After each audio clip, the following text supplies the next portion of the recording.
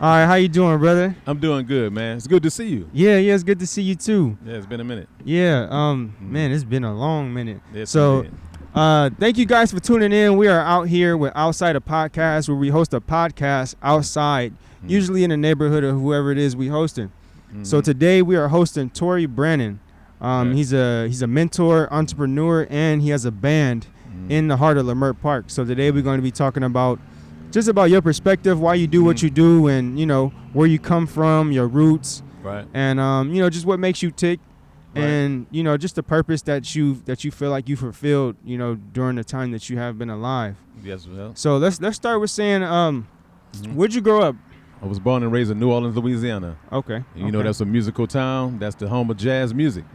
So I grew up in that environment.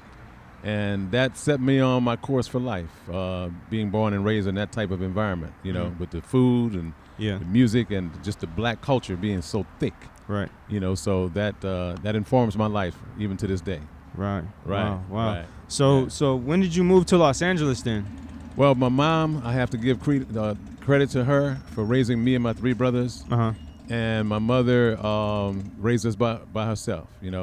I left after high school and went to the military, and I was a young father, teenage father, and so I was in the Air Force. How old was you? I was like 18 years old. 18? Yeah. Wow, okay. Yeah, and after that, they sent me to the Philippines. So I spent my married time and my young life in the military in the Philippine Islands. Okay. And I spent 2 years over there. Wow. So I got a chance to live in another culture, among people in another culture. Yeah. And that also taught me a lot about life, just being around. But I had lived in Europe, actually, as a child. I lived in Germany for 2 years as a child with my mom and her then husband, who I thought was my father, who wasn't my father. Right. So Germany. Wow, wow. Is it black people over there? It's some black people, most of them in the military. Oh, okay. So it's a military thing when you see black people usually. Yeah, but there's black people there, all over Europe, actually. Okay. Wow. London, England, and France. And right. I was thinking about visiting Europe. I actually had a conversation with my cousin today. We was talking about going to Europe to visit France. Yeah, you should go. Yeah. I think I should, because it's a whole nother perspective, just traveling and I grew up here all my life in Leimert Park, Crenshaw. So going to Africa, I just came back from Africa. Going to Africa really opened my mind up to just how life works and why life works the way it works. No, that was your first time in Africa. That was my first time. That was my first time traveling overseas. Yeah. It changes your perspective on life, man. Yeah. Because the world is much bigger than Crenshaw and Leimert Park. Right. As much as I love it. Exactly. And see, growing up, you don't know that. Right. You don't even think it's stuff outside of this. You think this is your whole life and you got to figure out how to make a living here. That's it, man. But we have to open our minds. And it's one of the things I try to do in my career as an educator and as a mentor is to let young people know that, they should look to go beyond Los Angeles or Watts or Compton or Inglewood or wherever they're from. Right. Harlem, Brooklyn. Wherever you're from, get out of there and go and visit somewhere else. Go and visit the world, see the world. So speaking of mentor, I mean, what do you do for mentoring? Is that like a side thing or what? Well, no, it's a thing that's central to my life. I've done mentoring and education, youth education, for over 30 years now. Okay. And so when I was 2 years old. Right.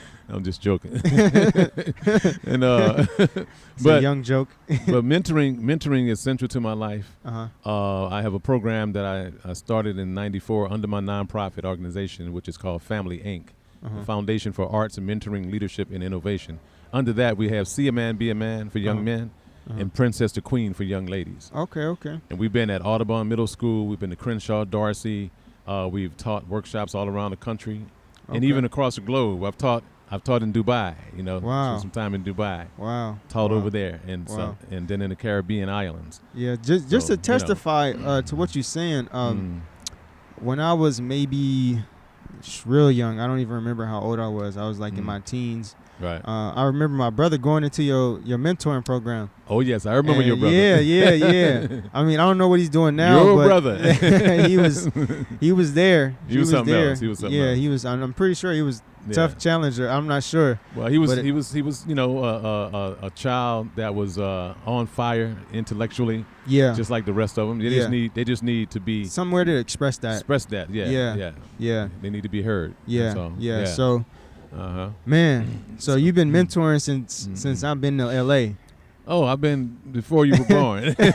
Before you were born, I was mentoring. Wow. I was involved in the gang truce movement of the early '90s with all the shot callers, and a lot of the OGs, including Jim Brown, the late John Mack, and other people that I got a chance to work with. Jesse Jackson was in town. I worked with him. Right. I used to drive him around. So I got a chance to work with all the big time leaders and all of that. Those people that were concerned about trying to create some peace in the streets, right, and create some kind of economic parity in society for black folk. So that's been part of my life's mission is, through education and through cultural literacy, to bring some kind of equality and parity. But first, black people have to know who they are, right, and they have to want the help. They have to want it. They have to want it. But you don't know you want it unless you know you want freedom. Yeah. And a lot of times we don't even know what freedom is. We don't understand freedom at all. No. We don't. We think freedom is we can buy a pair of tennis shoes. Right. No. Freedom has a lot to do with liberation, and liberation comes from a tree that bears fruit, and the seed of that tree comes from focus. You have to be focused to really understand that you need to be liberated. To be able to experience freedom, you have to be focused. And in today's world, there's so many things that wants your focus. So I mean, that's my opinion. But I found that in the times where I was most focused, I find liberation through what I'm doing. Right. My mind is open to what I'm doing, especially when it comes to reading. Right. Well, let's take that concept of liberation in another direction or a farther direction, I would say. And let's say that freedom is one thing, right? Like you're free to move about, you're free to make choices, etc. But liberation gives you the opportunity to take care of yourself, right? To take care of your community, to take care of your people, right? And this is the thing that I try to impart, that I do impart to the young people. That how are you going to not only take care of yourself, right? Because you can go out here and have sex with a woman and make a baby, right? Because you have the physical capacity to do that. You have the freedom to do that. You have the freedom and the physical capacity to do it because you're a male with a penis, right? Right. But that doesn't mean you know how to take care of a child. Exactly. Doesn't mean you know how to raise that child. Exactly. So see a man, be a man, for example, means that you see an image of something that you can aspire to. Right. Right? And a man is not just a male. There's a difference between being a male and being a man. Yeah. There's a fundamental difference. And so this is where I'm coming from, and when you say liberation, it's one thing to be free, but it's another thing to be liberated. So I'm glad you got that concept. Right. And I was just having this conversation yesterday with a friend. He was saying how if he raised his children to go in this direction and you raise your children to go in the opposite direction, it's going to affect everybody. Right. And so he was saying, to all the youth that's watching, especially my friends, like when y'all have children, it's important that you do your duty to raise them up right. Because if you don't, you not only affect the community in a not negative way, but just in a way that's not going in the right direction. But it's like it hurts you and it hurts everyone around you. Right. So I think just a word of advice to all the youth that's listening, like when you have children, really take the time to train them. Don't neglect them. Right. Because it's important that you do that for the empowerment of our community as a whole, as one. And we was talking about just what it means to be a community. Right. I don't think we understand that concept at all. Right. Well, we gave up a lot of what it meant to be a community because we wanted to integrate into a larger American society, which is our right. Right. Which we should. I'm not saying we shouldn't have done that. Yeah, it's not a bad thing. It's not a bad thing, but we shouldn't have let go of our stuff. That village, That village concept, Yeah. I mean, man, when for example, one of my greatest examples of that, and I don't know if you're familiar with it, but we used to have something called the Negro Baseball Leagues, and that was the league that was something that black folks owned, And it wasn't just one team, It was a whole league that we owned and operated. Right. And so we had all these teams and we had players like Satchel Paige and, Josh Gibson, all these great players. And then when we integrated into the Major League Baseball, you know, behind Jackie Robinson in 46, 47, the Negro Leagues just died. You know, they just died out. And and that happened in all areas of our endeavor, you know. Wow. Yeah. So so what's some stuff that you can let us know as youth? I think most of the people listening are you know, my peers. Right. What's something that you can tell us that you saw growing up that you wish didn't sizzle? And then what's one thing you can tell us that you saw growing up that, you know, kind of like was a bad thing and it grew? Well, what I saw a whole lot. You know, one of the things I saw was the influx of drugs into the community and all kind of, you know, abusive substances that got us out of our right mind. Right. And by the grace of God, I was able to stay away from all of that for whatever reason. You know, I can't even articulate why. Right. But I was able to stay out of that. Serious purpose. I mean, you touched a lot of youth. You wouldn't have been able to do that. That would have slowed your purpose down for sure. Yeah, sure. Very true. So, you know, being true to yourself, understanding who you are, and accepting who you are. You know, and Dr. John Henry Clark says that, you know, our identity is tied to our name, our language, and our culture. And those three things right there give you a whole lot of information about what you're supposed to be doing on this earth. What's your name and what does your name mean? You know, what language do you speak? Well, we speak English, but we're descended from Africans. So that tells us something about what happened to us and who we are. And what is our culture? You know, hip hop culture comes out of the blues culture, the jazz culture. The musical culture that we created had everything to do with love and responsibility and lessons that we would learn. Right. You know, and I'm not sitting here putting down the entire genre of hip hop. Yeah. Because there's some great music out there, you know. Yeah. But that's where it came from. Yeah, but that's where it came from. And when we injure ourselves by downing our women and downing our children and downing ourselves, you know. Just for some change. Yeah, you know? yeah. And so okay, that's one good perspective. Like, I didn't know that jazz and hip hop, jazz and blues, hip hop was kind of birthed out of that. I didn't really understand that until you just said it. So the next thing is what's one thing that you saw that you kind of wish you know continued to happen, if there's anything that, you know, like when you was a child, like what was one thing that really made a difference in a positive way that's not here anymore? Well, I'm reading a book. I'm writing a book right now, my first book about my life and my journey, and also trying to help people through my writing. And one of the things that was important to me was the positive male imagery. I got that from my uncles. I didn't have a father, you know, but I had uncles. I had 6 of them, you know, and I got something from each one of them. And, you know, I had an uncle named Christopher 2X. We called him Christopher 2X after he went into the Nation of Islam under the Honorable Elijah Muhammad and received his new name. And then he went on to change his name a couple more times. But Christopher 2X was the first person I heard say, "Don't eat pork. It's bad for your health. Oh, don't do this." You know, he had all these things that you could and couldn't do. Right. Some of it was too strict for me at that time. Yeah. But I understand now why. And I got some kind of perspective. My uncle Tank Minor, you know, was just a strong warrior type that showed us an example of courage and everything. So I would say for young people, you know, find yourself a mentor, find a model that you can kind of aspire to, you know, because you need that. You can't do everything by yourself. You can't do everything by yourself. Know? So just wherever you can find that, find it, man, and hold on to them. Yeah. And then become as great as they are. Or even they want you to be greater than they are. Exactly. You know what I'm saying? Exactly. Yeah. So exactly. Okay. That's one of the things. So to retouch back on music, you have like a jazz band, right? Well, I would call it. We call it, but the name of the band is Everything with Soul. Everything with Soul. So what is that? So it contains elements of jazz. It's birthed out of the New Orleans idiom, the New Orleans cultural tradition, the musical tradition of New Orleans, which is the indigenous music of America.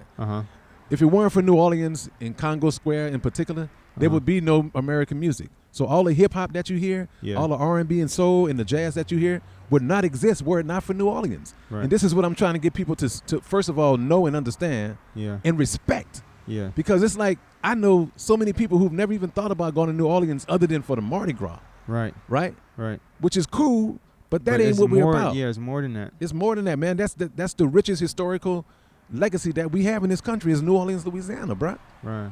Bar none. Find one for me and let me know, right? Yeah. So the band is called Everything Soul because the New Orleans musician would not be contained into one box. You can't just call us a blues musician or a hip-hop artist, or we play everything.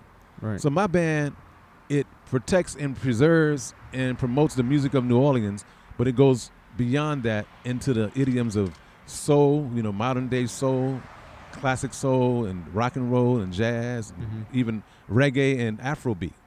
We're doing the song right now called See a Man, Be a Man, after the program. Okay. And when you listen to the song, you're going to hear elements of Fela Kuti, the great West African musical god, who created Afrobeat. Wow. From James Brown. Wow. Inspired by James Brown. Wow. So he got African rhythms from a brother who was born in America. Born here, yeah. You feel what I'm saying? Wow. So the That's band is a concept that I conceived many years ago, and not only do we play music, but we teach lessons about history and culture, in the context of the music and everything. So you have fun, but you also learn something about who we are and why we do the music we do. Like, why do we do that? Right. Where did the blues come from? Right. You know what I'm saying? And so I'm very proud of the band. I have a new iteration of the band now, so it's more of like a street brass band. Right. Than what I used to have earlier. I got 5 horns, man. Okay. So real quick, speaking of the band, I was actually at one of the rehearsals, so I want to give an opportunity for the audience to pretty much just check this out. So guys, go ahead, check this out. I was at one of his rehearsals. I was, how can I say, blessed enough to be able to experience, just everything that went on. Yeah. So yeah, we about to roll the clip. The masses for therapeutic assistance, I would say, social work and stuff like that. And so in my work, I see a lot of like broken families, like broken youth, broken women, broken men. It all kind of stems from like, we have to do these evaluations and stuff. Find out what made people the way they are, why they behave the way they do, and all that. I'm just saying I try to bring that approach to most of what I do, not clinically, but just in terms of my awareness. So if we, for example, make a mistake on stage or do something wrong on stage or something is not quite how we rehearsed it, a little bit different, what we're supposed to do as musicians, and I know all of us know this, is keep playing, keep entertaining, because the crowd is looking at us. They don't know about the mistakes we're making unless we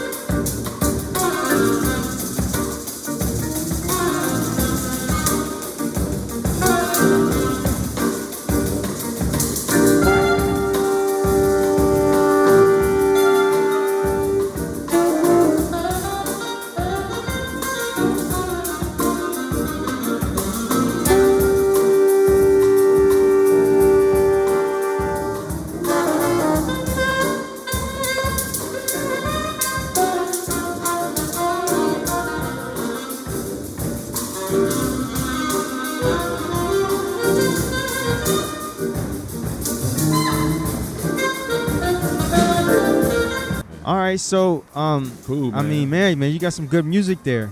Yeah, man. What was the name of that song? Shrimp and Grits. Shrimp and Grits, man. Shrimp and Grits. So how'd you come about that name? Well, I mean, if you go and travel around this country and go to the black neighborhoods, man, and go to the finest restaurants, the nicest soul food restaurants, you're going to get some shrimp and grits. Yeah. It's on the menu. Yeah. You feel what I'm saying? Yeah.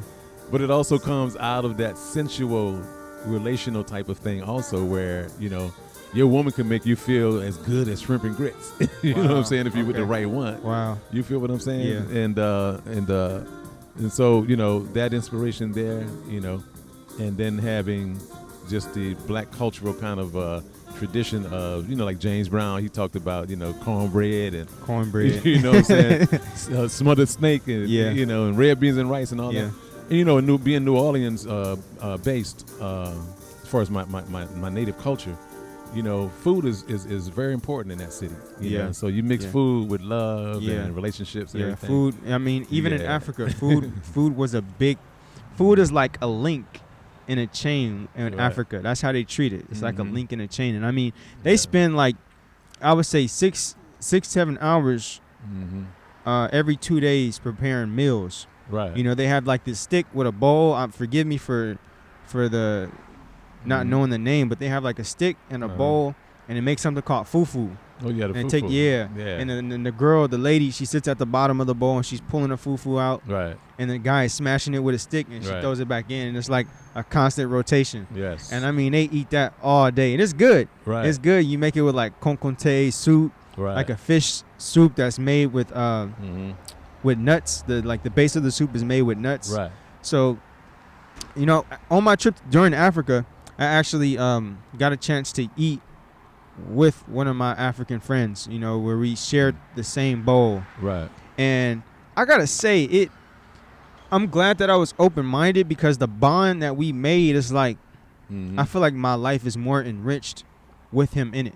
Right. And I'm not to say that I don't have friends that enrich my life, but just the bond that we made, and like it was like how can I describe it? Like two smooth rocks just rubbing against each other. Like it was just perfect.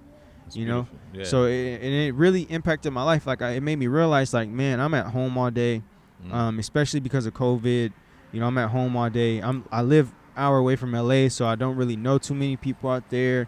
It made me realize how alone I was in Los Angeles, and then how important it is to surround yourself with people who care about you genuinely. You know, so you know, it sucks because all the friends that I grew up with, they're kind of strung out on drugs, and they're chasing that fast lifestyle. They haven't got the right idea yet. And if they have got it, they're not really using wisdom. Right. So, you know, it's kind of, I don't really know what to say about it. You know, the thing is that it's a shame to hear that, because you're 23, and we were talking this way back in the 70s when I was coming up, and the 80s. And a lot of it hasn't changed. Right. You know, and that's troublesome, man, because you would think that after generations have suffered, that the next generation would benefit from that suffering and learn.